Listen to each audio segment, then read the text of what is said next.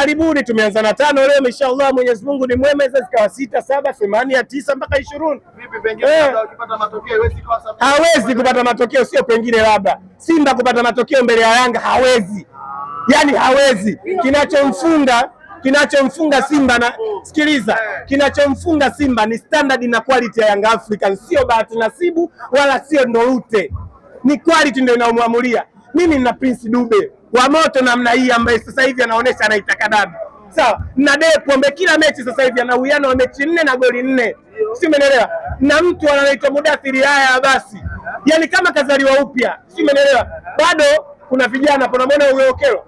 Accuracy, pass accuracy, brain kubwa, utulivu hali ya juu.